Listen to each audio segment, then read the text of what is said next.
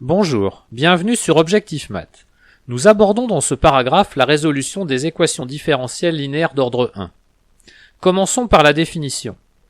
Une équation différentielle linéaire d'ordre 1 est une équation différentielle particulière qui peut s'écrire sous la forme a fois y' plus b fois y égale c, y étant la fonction inconnue et a, b et c sont des fonctions données définies sur un même intervalle i de r et à valeur réelle ou complexe. Pour une équation différentielle linéaire d'ordre 1, on peut définir son équation homogène associée qui s'écrit a fois y' plus b fois y égale à 0. On dit parfois de façon abusive qu'il s'agit de l'équation différentielle sans second membre. Mais pourquoi ce type d'équation est-il dit linéaire? Mais parce que si l'on considère la fonction psi définie de l'ensemble des fonctions dérivables sur i à valeur dans k, et à valeur dans l'ensemble des fonctions définies sur i à valeur dans k, qui a une fonction y associe la fonction a fois y' plus b fois y, il se trouve que la fonction psi est linéaire, c'est-à-dire qu'elle vérifie les deux propriétés pour tout scalaire lambda et toute fonction y dérivable sur i à valeur dans k, psi de lambda fois y est égal à lambda fois psi de y. Et pour toute fonction y1 et y2 dérivable de i dans k, psi de y1 plus y2 est égal à psi de y1 plus psi de y2. Le passage d'une équation différentielle linéaire d'ordre 1 à une forme résolue en y' est assez simple. En effet, à partir de l'équation différentielle linéaire d'ordre 1, a de t y' de t plus b de t y de t égale c de t, il suffit de diviser les deux membres de l'équation par a de t. Mais il faut non seulement éviter les réels t qui annulent a de t, mais aussi se rappeler qu'une équation différentielle se résout sur des intervalles. On devra donc résoudre l'équation différentielle sur les sous-intervalles où la fonction a ne s'annule pas. Si l'on souhaite récupérer les solutions de l'équation différentielle sur l'intervalle i tout entier initial, il faudra procéder à ce que l'on appelle le recollement des solutions. Je vous en donnerai quelques exemples dans les exercices. Pour résoudre une équation différentielle linéaire d'ordre 1, on commence par résoudre son équation homogène associée. Nous en verrons la raison juste après. Supposons que petit a désigne une fonction continue sur l'intervalle i à valeur dans k.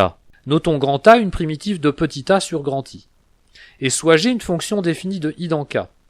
Alors G est solution de l'équation différentielle y' plus a fois y égale à 0, si et seulement s'il existe k un élément de grand K, tel que pour tout t appartenant à i, G de t est égal à k fois exponentielle de moins grand A de t. Ceci peut s'interpréter géométriquement en disant que l'ensemble des solutions d'une équation différentielle linéaire homogène d'ordre 1 est une droite vectorielle.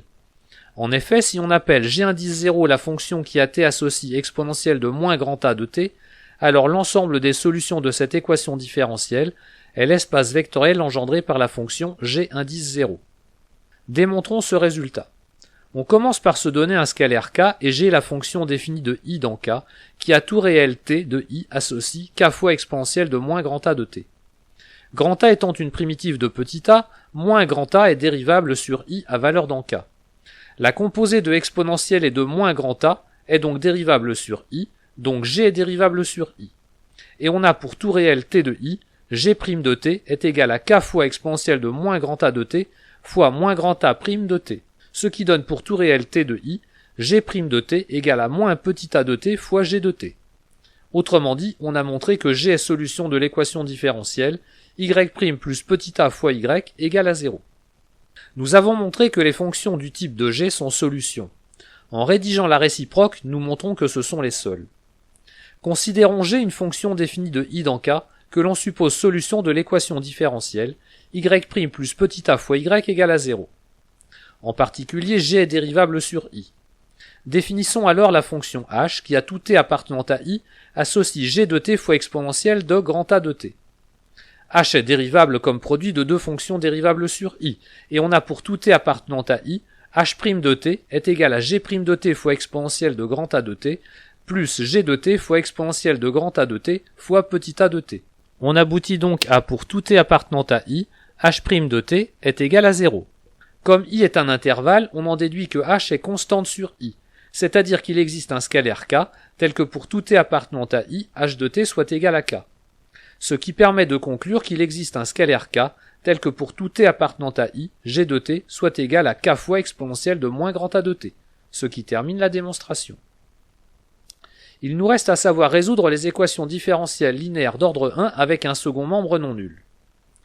Considérons a et b deux fonctions définies sur un même intervalle i de r à valeur dans k, et soit g une fonction dérivable sur i à valeur dans k. Alors g est solution de l'équation différentielle y' plus a fois y égale b, si et seulement si g est la somme d'une solution de l'équation différentielle y' plus a fois y égale à 0, c'est-à-dire de l'équation homogène associée, et d'une solution de y' plus a fois y égale b. Notez que l'on ne dit pas pour l'instant s'il existe ou non des solutions, mais seulement que l'on est capable de reconstituer toutes les solutions à partir d'une solution particulière et des solutions de l'équation homogène associée. Géométriquement, on peut interpréter ce résultat en disant que si l'ensemble des solutions d'une équation différentielle linéaire d'ordre 1 n'est pas vide, alors c'est une droite affine. Démontrons ce résultat. On suppose que l'ensemble des solutions de l'équation différentielle y' plus a fois y égale b n'est pas vide, et on nomme g indice 0 l'une de ces solutions. Soit alors g une fonction dérivable sur i à valeur dans k. G est solution de y' plus a fois y égale b, si et seulement si g' plus a fois g égale b. Et compte tenu du fait que g0 est solution, on peut écrire que g est solution de y' plus a fois y égale b, si et seulement si g' plus a fois g est égal à g0' plus a fois g0. En regroupant tout dans le membre de gauche, on arrive à g est solution de y' plus a fois y égale b, si et seulement si g moins g0' plus a fois g moins g0 est égal à 0. En posant h égale à g moins g0, g s'écrit h plus g0, et g est solution de y' plus a fois y égale b, si et seulement si h est solution de y' plus a fois y égale à 0, ce qui termine la démonstration. Nous allons voir maintenant comment trouver une solution particulière à l'aide de ce que l'on appelle la méthode de variation de la constante. On suppose que a et b sont deux fonctions continues sur le même intervalle i de r à valeur dans k.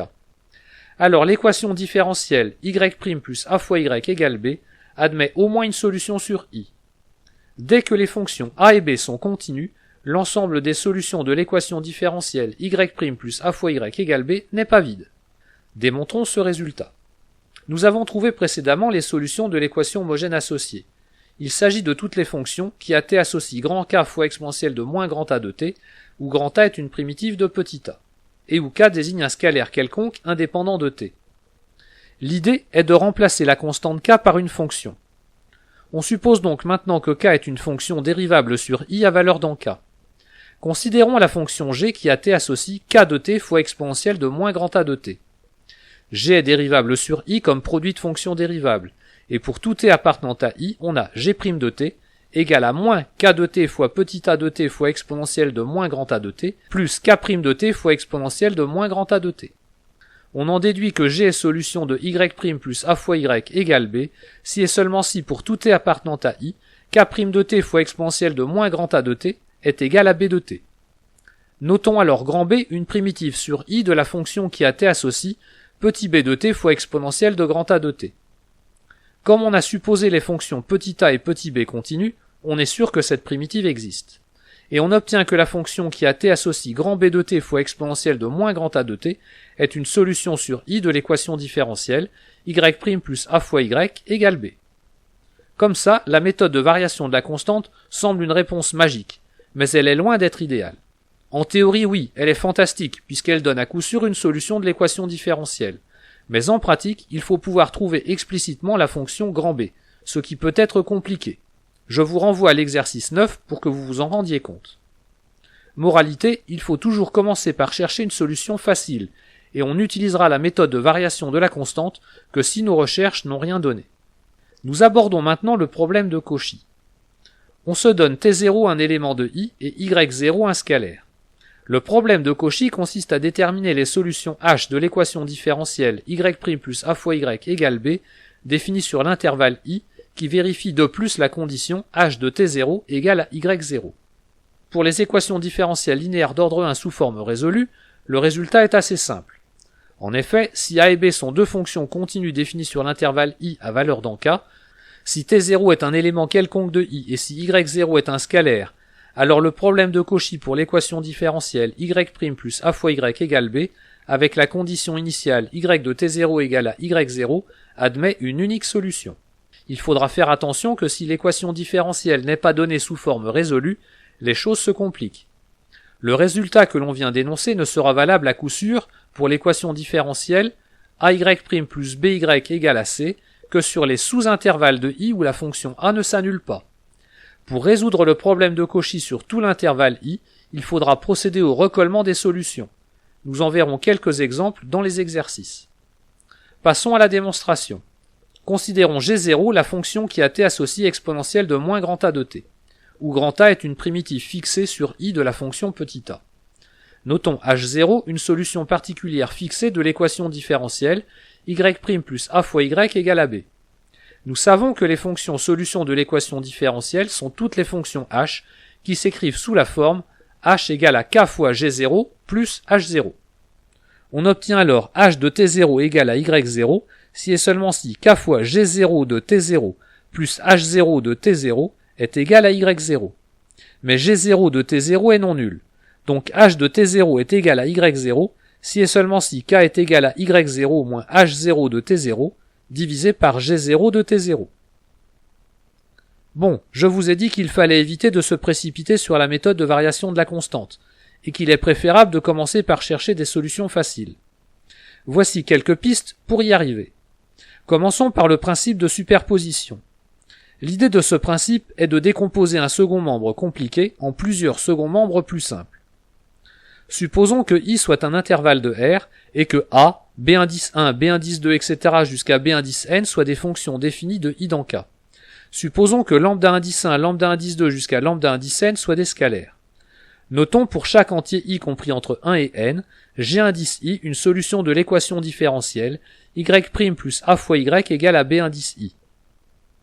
Alors la somme pour i variant de 1 à n des lambda i fois g1'i est une solution particulière de l'équation différentielle y' plus a fois y égale à la somme pour i variant de 1 à n des lambda1'i fois b1'i.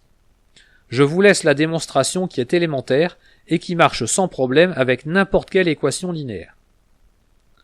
Étudions maintenant le cas d'un second membre de la forme polynôme fois exponentielle. On suppose que petit a est une fonction définie de l'intervalle i à valeur dans K et que alpha est un scalaire et p un polynôme.